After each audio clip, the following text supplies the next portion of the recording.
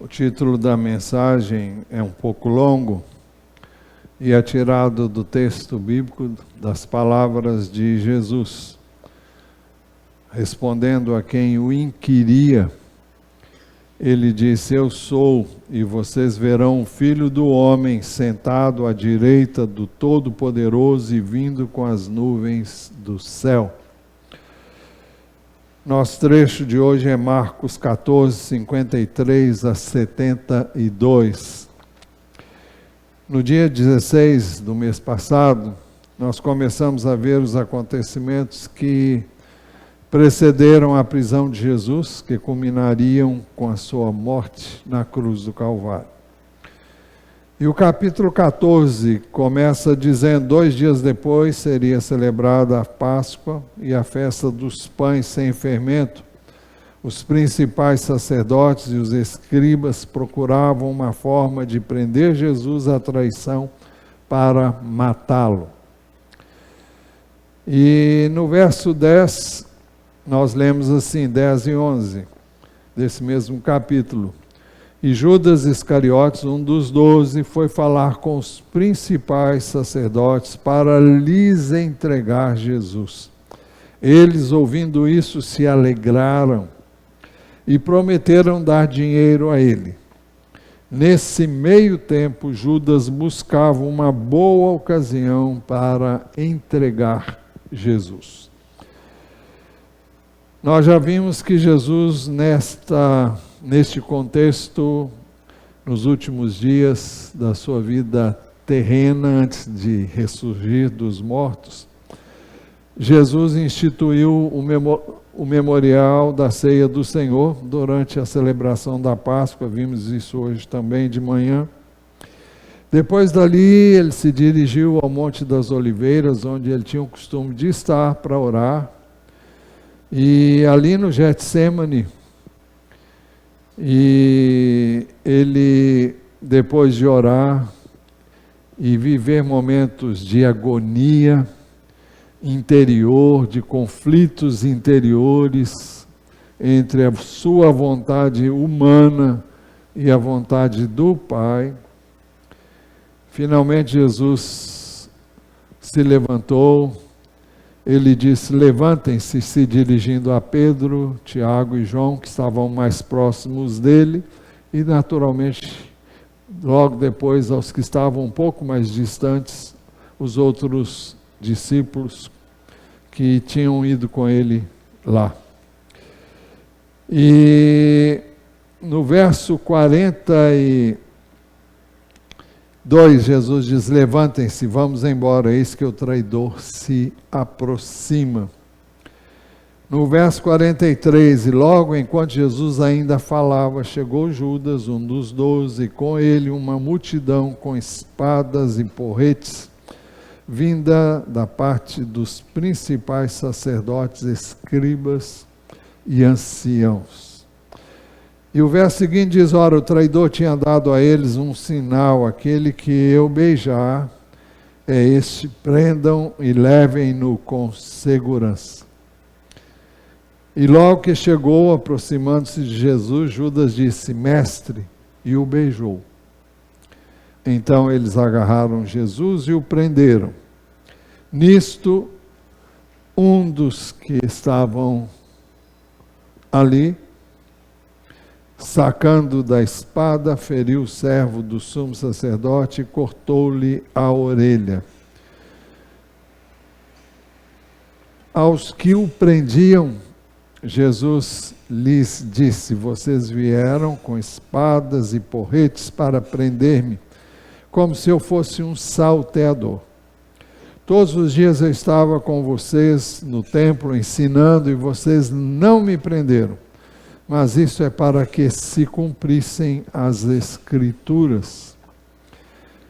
E o verso seguinte diz: então todos o deixaram e fugiram. Então pronto, Jesus foi preso, agarrado e levado, preso, manietado. Todos o deixaram e fugiram. E levaram Jesus ao sumo sacerdote.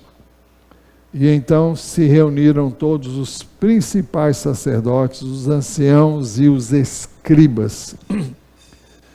Isso nós começamos praticamente a mensagem aqui. O que já dissemos há pouco foi a título de recordação do que havia sido dito. E levaram Jesus ao sumo sacerdote, e então se reuniram todos os principais sacerdotes, os anciãos e os escribas. Quem eram estes? Os mesmos que estavam interessados na morte de Jesus. O capítulo 14, verso 1, começa dizendo isso. 2 dias depois seria celebrada a Páscoa e a festa dos pães sem fermento. Então vejam, os principais sacerdotes e os escribas procuravam uma forma de prender Jesus à traição para matá-lo. Estas pessoas eram membros do Sinédrio. O Sinédrio era o principal, o mais alto tribunal dos judeus em Jerusalém, composto de sacerdotes, anciãos e escribas, a nata religiosa da época. E esse tribunal julgava os assuntos criminais e administrativos. Ele era formado por 70 membros e tinha como juiz principal o sumo sacerdote. Vocês vão ver agora um slide que retrata como era o Sinédrio, como é que ele funcionava. Então nós temos aí 70 pessoas, o sumo sacerdote sentava lá no final, e a pessoa que era julgada vinha para o centro. Essas duas figuras aqui, eu não encontrei explicação para elas, pelo menos não achei as indicações aqui, não sei de onde foi tirado isso, mas foi o melhor que eu encontrei, e era assim que eles se reuniam. Então, nós lemos no verso 53, e levaram Jesus ao sumo sacerdote, e então se reuniram todos os principais sacerdotes, os anciãos e os escribas, ou seja, o Sinédrio. Pedro seguiu Jesus de longe. Todo mundo fugiu quando Jesus foi preso, e o Evangelho de João nos faz saber que Pedro e João acompanharam o julgamento de Jesus de longe. E esse Evangelho de Marcos fala só de Pedro. Agora, por quê? Porque quem escreveu o Evangelho de Marcos era parente de Pedro, João Marcos, e João Marcos escreveu à luz daquilo que Pedro retratou. E Pedro não falou senão das coisas que ele viu e experimentou, e ele se limitou a falar das suas experiências pessoais e aquilo que ele ouviu e viu principalmente. Então, Marcos diz, Pedro seguiu Jesus de longe até o interior do pátio do sumo sacerdote. É onde o sumo sacerdote estava.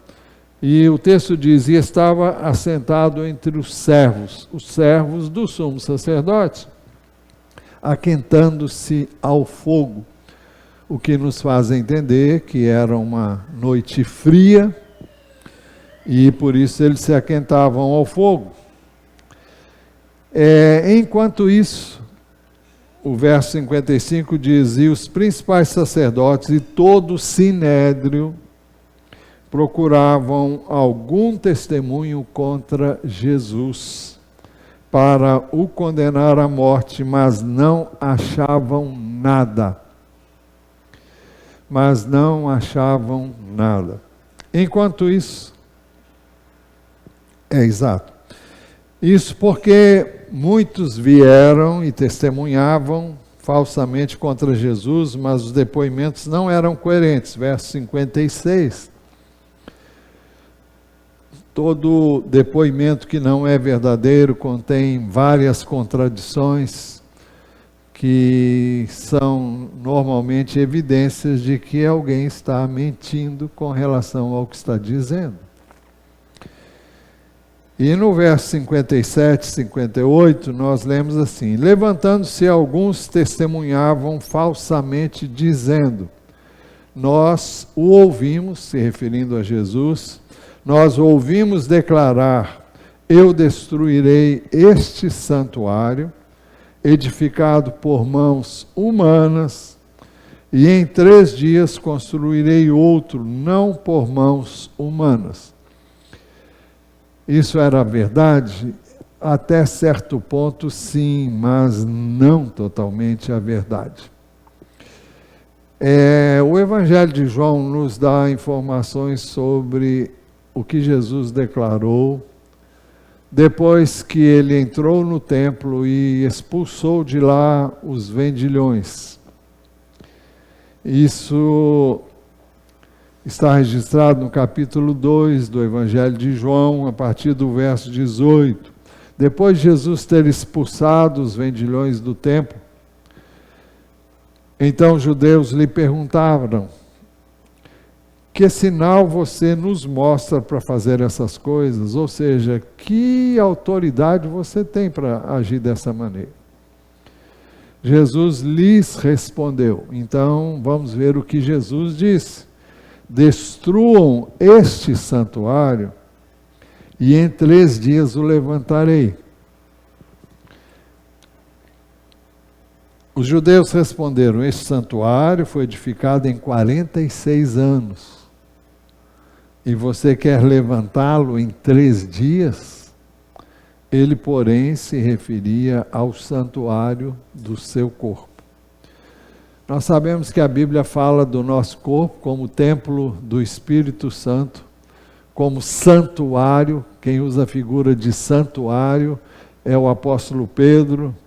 Na primeira epístola que ele escreveu, ele fala que nós somos... Fala de Jesus como a pedra viva e nós como pedras vivas que somos edificados sobre a pedra principal que é Jesus. E fala de nós como santuário de Deus, o que combina com as palavras do apóstolo Paulo, que se refere ao nosso corpo como sendo o templo do Espírito e que por isso deve ser objeto de santificação. Por isso, o texto bíblico afirma: nem assim o testemunho deles era coerente. Jesus não disse que era para destruir o templo e em 3 dias ele o reergueria. O templo físico em Jerusalém, mas ele se referia ao seu corpo, que uma vez morto, no 3º dia, ressuscitaria. Não por mãos humanas, mas pelo poder do Espírito de Deus, que o levantaria dentre os mortos. Mas, como já dissemos, o verso 59 diz que o testemunho deles não era coerente. Depois a palavra diz: e levantando-se o sumo sacerdote no meio, perguntou a Jesus: você não diz nada em resposta ao que estes depõem contra você? Ou seja, as acusações que são feitas a você. Jesus, porém, guardou silêncio e nada respondeu. Ou seja, Jesus não valeu-se do direito de falar para defender-se ou para explicar-se diante do tribunal que foi convocado para julgá-lo. Jesus não disse nada que pudesse desviá-lo do propósito de Deus. Ele não tinha que defender-se. Se ele se defendesse, ele não ia à cruz.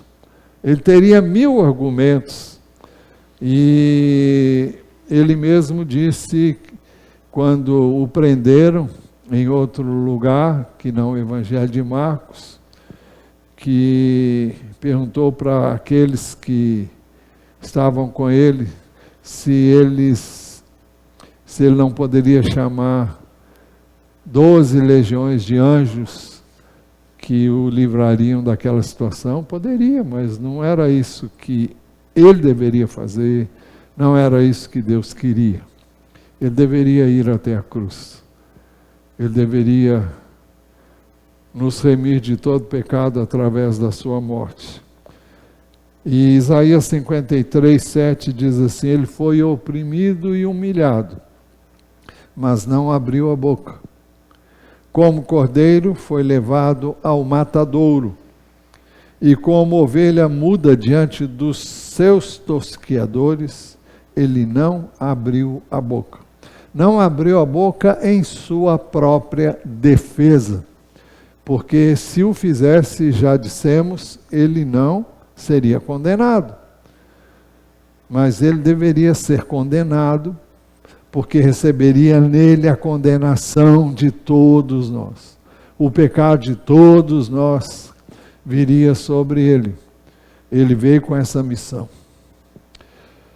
Mas o sumo sacerdote tornou a interrogá-lo. E agora a pergunta é muito específica: você é o Cristo, o Filho do Deus bendito? Você é o Cristo, o Filho do Deus bendito? Essa pergunta Jesus não podia deixar de responder, porque em Mateus capítulo 26, versículo 63, e eu vou usar a tradução brasileira, que, como eu já disse anteriormente, é a mais fiel que existe, embora a linguagem que é usada é uma linguagem mais arcaica, e nem sempre as palavras são as mais fáceis, nem compreensíveis, mas são as literais que registra o texto original grego. Em Mateus 26, 63, diz assim: quando Jesus estava diante do Sinédrio, Jesus, porém, conservou-se calado. É aquilo que nós já vimos. Aí o sumo sacerdote diz, o texto diz, o sumo sacerdote disse-lhe: eu te conjuro pelo Deus vivo que nos diga se tu és o Cristo, o Filho de Deus. Ou seja, eu digo em nome de Deus que você diga a verdade. E você não pode mentir. É isso que está implícito aqui. E Jesus não podia esconder essa verdade, até porque ela não ajudaria na sua defesa, muito pelo contrário, ao fazer tal declaração, ele seria condenado. O verso seguinte diz, na mesma tradução brasileira: respondeu Jesus: tu o disseste. Ele disse para o sumo sacerdote: tu o disseste.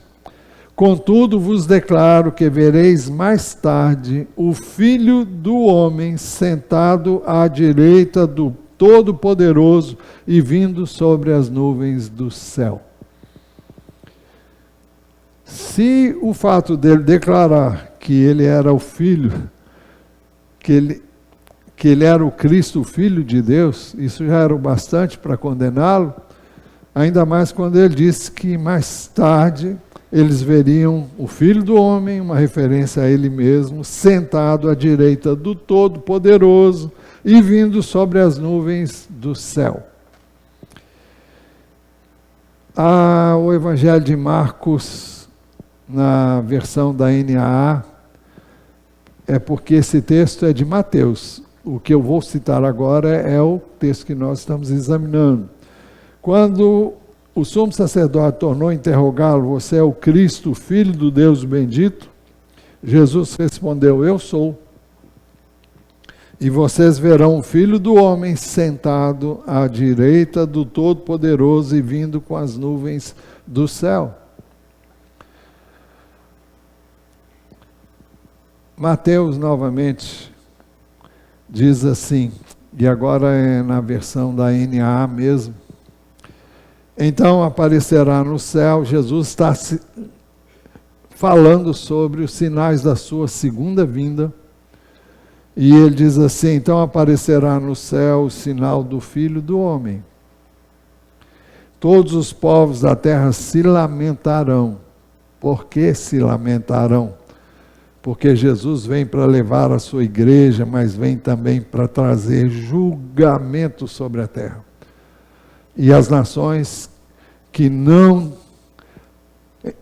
creram em Jesus como o Filho de Deus, não receberam em seus corações pela fé, como Salvador e Senhor, todos os povos da terra se lamentarão, porque é chegada a hora do julgamento deles. Jesus veio para salvar a primeira vez, a segunda vez que ele vier, ele vai julgar, vai trazer juízo sobre a terra, vai trazer condenação, vai trazer punição. Por isso que a igreja sai e os que ficam serão punidos. Eu não disse que a igreja não passa pela grande tribulação. Grande tribulação é uma coisa. E o juízo e o julgamento sobre os que ficarem é outra coisa. Então aparecerá no céu o sinal do Filho do Homem, todos os povos da terra se lamentarão e verão, todos os povos verão, o Filho do Homem vindo sobre as nuvens do céu com poder e grande glória. São palavras de Jesus. Também no livro de Apocalipse, capítulo 1, versículo 7, diz assim, eis que ele vem. Eis que ele vem com as nuvens e todo olho o verá, até mesmo aqueles que o traspassaram. E todas as tribos da terra se lamentarão por causa dele. Certamente. Amém. Ao declarar-se como Cristo, Filho do Deus bendito, isso não foi, como já dissemos, em sua defesa, mas para a sua condenação. Isso foi atribuído a Jesus como uma blasfêmia. Dizer que era filho do Deus bendito, eles tomaram isso como uma blasfêmia. Por isso o sumo sacerdote, rasgando as suas vestes, disse, porque ainda precisamos de testemunhas? Vocês ouviram a blasfêmia. Qual é o parecer de vocês? Parecer dos 70, e todos o julgaram réu de morte, porque havia blasfemado ao afirmar que era o Filho do Deus bendito. E eles tinham uma base nas Escrituras para fazerem isso. Os irmãos sabem que quando alguém quer condenar alguém, sempre encontra um amparo em alguma lei, alguma situação para aplicar naquele contexto, mesmo que seja torcendo a verdade. Levítico 24:16 diz assim, aquele que blasfemar contra o nome do Senhor será morto. Toda a congregação o apedrejará, tanto o estrangeiro como o natural da terra, blasfemando contra o nome do Senhor será morto. Acontece que Jesus não blasfemou. Jesus disse a verdade. Ele era realmente o Filho do Deus bendito. Só que eles não criam nisso. Eles olhavam para Jesus, como diz o profeta Isaías, olhamos nós para ele, nenhuma beleza víamos para que o desejássemos. Vamos lá, Isaías 53, descreve como Jesus era visto, né? E como as pessoas o enxergavam. Diz assim: quem creu em nossa pregação e a quem foi revelado o braço do Senhor, porque foi subindo como um renovo diante dele, e como raiz de uma terra seca, não tinha boa aparência, nem formosura. Olhamos para ele, mas não havia nenhuma beleza que nos agradasse. Não havia nada de especial em Jesus. No que diz respeito à forma humana, ele era um homem como outro qualquer, do ponto de vista humano, físico, porque ele veio como homem. Ele era desprezado e o mais rejeitado entre os homens, homem de dores e que sabe o que é padecer. E como um de quem os homens escondem o rosto, era desprezado e dele não fizemos caso. Certamente ele tomou sobre si as nossas enfermidades e as nossas dores levou sobre si, e nós o consideramos como aflito, ferido de Deus e oprimido. Mas ele foi traspassado por causa das nossas transgressões e esmagado por causa das nossas iniquidades. O castigo que nos traz a paz estava sobre ele, e pelas suas feridas fomos sarados. Pois bem, depois de declararem no blasfemo, de ter blasfemado contra Deus, eles começaram a fazer de Jesus o que a gente chama de gato e sapato. Alguns começaram a cuspir nele, a cobrir-lhe o rosto. Era comum, vocês lembram que no caso de... eu me esqueci o nome dele, mas é aquele que a rainha Esther convidou para jantar com ela, e o rei, como é que é Naamã mesmo? Eu estava com Naamã na cabeça, mas não... Amã? E quando pareceu ao rei que ele estava deitado sobre Esther, e o rei não gostou daquilo que viu, porque não era isso que estava acontecendo, mas foi o que pareceu. E ele estava muito irado, e quando ele se aproximou de Esther para pedir o favor de Esther, o rei não gostou do que ele fez, e alguém veio e cobriu o rosto. Cobrir o rosto era um gesto de condenação, né? Alguns começaram a cuspir nele, a cobrir-lhe o rosto e a bater nele, e a dizer-lhe: profetize agora, né? E os guardas davam-lhe bofetadas. Os irmãos podem imaginar Jesus, quando estava no Getsemane, ele sabia que tudo isso ia acontecer com ele. Ele previu isso antes mesmo do Getsemane. Ele disse em Marcos 10, 33, 34.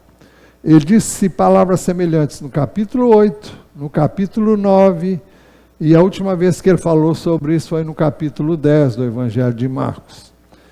E em Marcos 10, 33 e 34, ele diz: eis que subimos para Jerusalém. O Filho do Homem será entregue aos principais sacerdotes e aos escribas. Eles vão condená-lo à morte e entregá-lo aos gentios. Se refere aos romanos, né? Vão zombar dele, cuspir nele, açoitá-lo e matá-lo. Mas depois de 3 dias ressuscitará. Enquanto isso, Pedro enquanto esse julgamento se dava num ambiente interior, fechado, Pedro estava embaixo no pátio, como já vimos, aquentando-se no fogo, aquecendo-se no fogo, e veio uma das empregadas do sumo sacerdote e, vendo Pedro, que se aquecia, fixou os olhos nele e disse: você também estava com Jesus o Nazareno?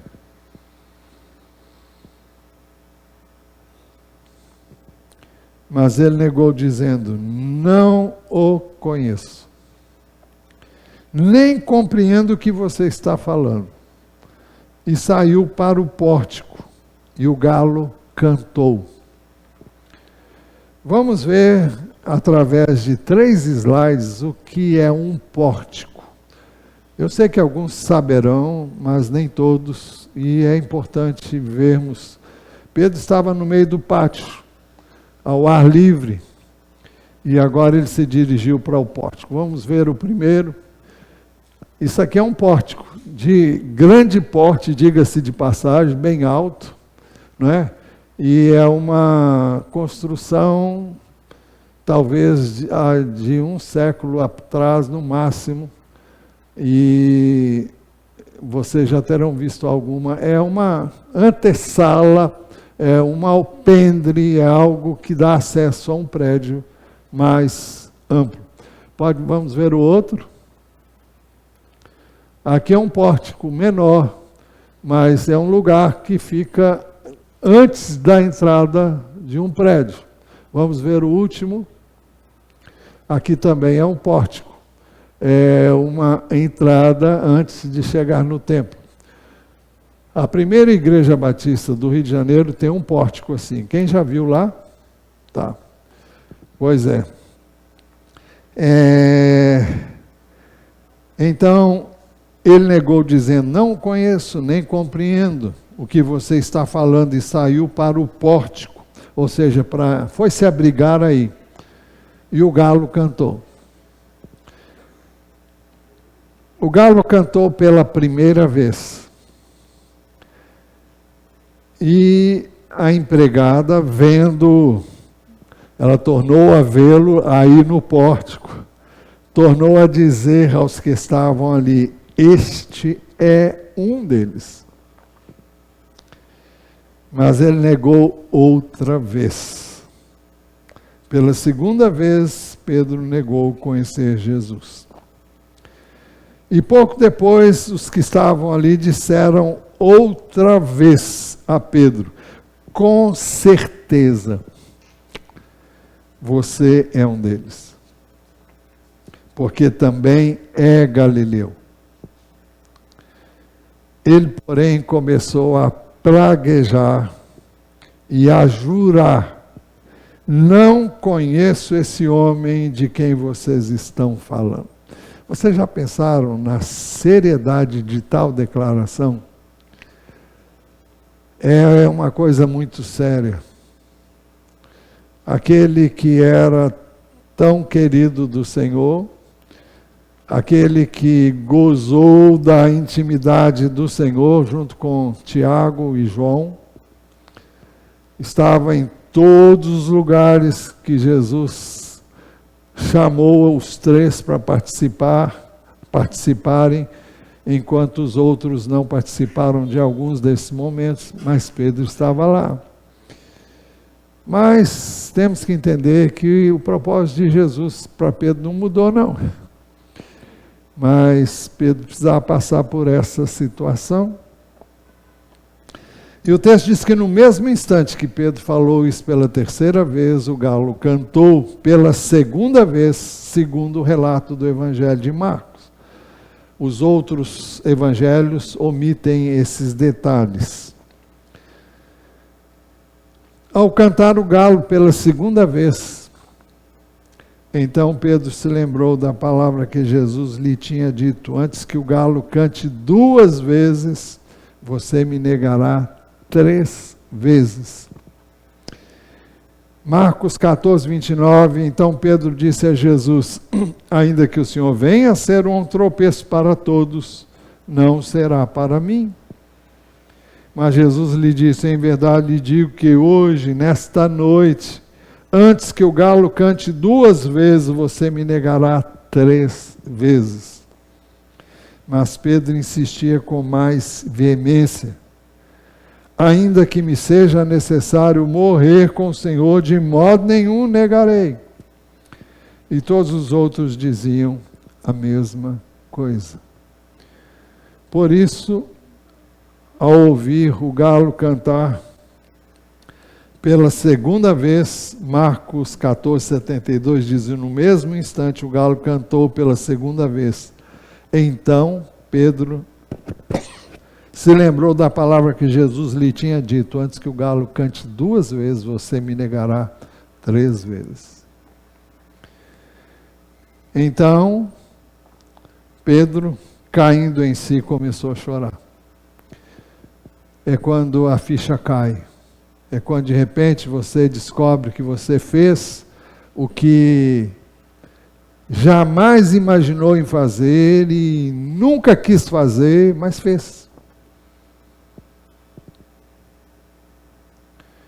Mateus 26:75 diz: e Pedro, saindo dali, chorou amargamente. Eu posso imaginar a tristeza de Pedro. Imagine você, eu, numa situação dessa. Pedro tinha acabado de negar conhecer Jesus 3 vezes consecutivas. Para quem havia afirmado que estava pronto a morrer por Jesus,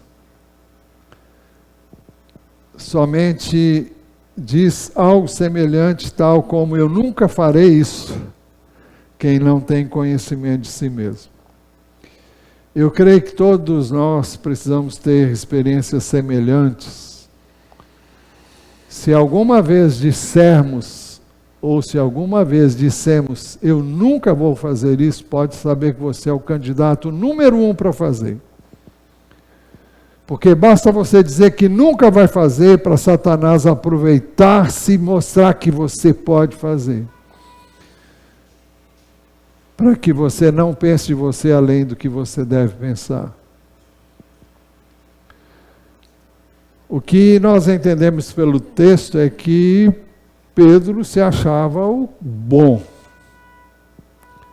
E se achava que era o cara, dentre os caras. E o Senhor precisa fazer com que eu e você cheguemos a um ponto em que nós entendamos que eu e você somos sujeitos à queda, a pecar, a transgredir, a cometer coisas que você jamais quis ou gostaria de fazer. Não que você seja induzido a fazer isso, mas todas as vezes que eu e você nos levantarmos dizendo: eu não faço isso, pode saber que você é um alvo preferido nas mãos do inimigo. É por isso que Jesus havia prevenido Pedro, e isso está registrado em Lucas, somente em Lucas. Lucas 22, 31, 32. Simão, Simão, eis que Satanás pediu para peneirar vocês, todos os discípulos, como trigo. Como é que se peneira o trigo e por que se peneira o trigo? É para que aquilo que é palha saia. Enquanto você não for peneirado, a palha continua grudada lá no... Então, a peneira tem a finalidade de tirar a palha encrustada no trigo, ou em qualquer grão, e aí o vento leva essa palha e fica só o que deve ficar. Fica o ser humano humilhado, consciente de quem ele é e de todo o potencial que ele tem para pecar, para falhar, para errar. Isso para que ninguém pense de si além do que deve. Simão, Simão, eis que Satanás pediu para peneirar você como trigo. Por que Satanás pediu? Porque havia brecha na vida de Pedro. Havia orgulho, havia soberba, havia prepotência, havia uma ignorância do potencial mal que existia nele, né? Mas Jesus disse na ocasião: eu, porém, orei por você, para que a sua fé não desfaleça, para que Pedro não chegasse a um ponto de desistir de tudo. E você, quando voltar para mim, fortaleça os seus irmãos. É verdade que quando Jesus ressuscitou, foi necessário que Jesus desse uma palavra especial para ele, pedindo para ir encontrá-lo, porque parece que Pedro não iria encontrar Jesus se ele não tivesse uma palavra. Eu creio que ele imaginou: não sou digno. Agora ele sabia que não era digno. Ele sempre foi indigno, como eu e você somos indignos. Nós não somos de Jesus porque somos melhores do que ninguém. A Bíblia diz que Deus prova o seu próprio amor para conosco pelo fato de ter Cristo morrido por nós, sendo nós ainda pecadores. Não é pelo que somos, é pelo que Ele é, que nós somos salvos. Nós podemos amá-lo porque Ele nos amou primeiro.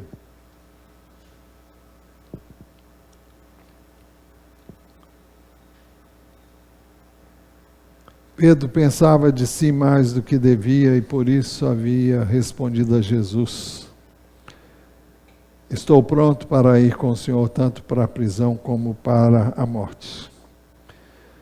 Por isso também Jesus havia recomendado de forma especial, lá no Getsemane, a Pedro, Tiago e João, que eram os que estavam mais perto dele, se você examinar o texto bíblico. Naquela hora, ele disse: vigiem e orem, para que não caiam em tentação. O espírito na verdade, está pronto, mas a carne é fraca. Conclusão. Hoje caminhamos um pouco mais na exposição dos fatos relacionados à prisão e o julgamento de Jesus pelo Sinédrio, que o sentenciou à morte.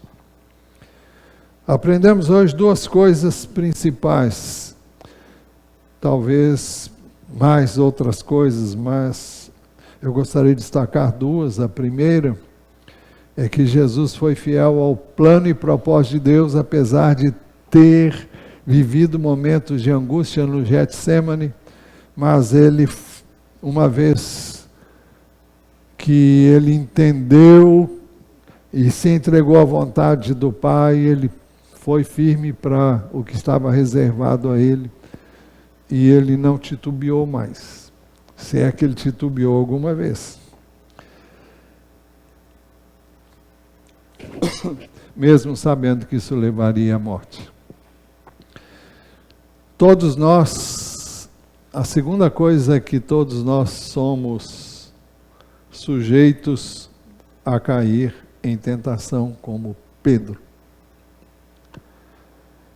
Segundo 1 Coríntios 10, 12 diz assim: por isso aquele que pensa estar em pé, veja que não caia.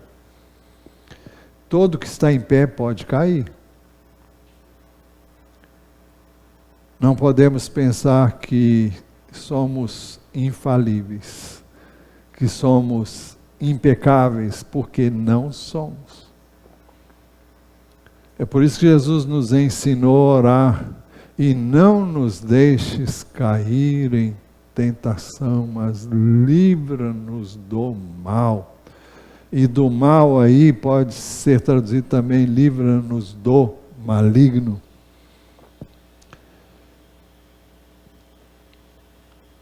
Lembrando-nos sempre das palavras de Jesus a Pedro, Tiago e João, logo a nós também.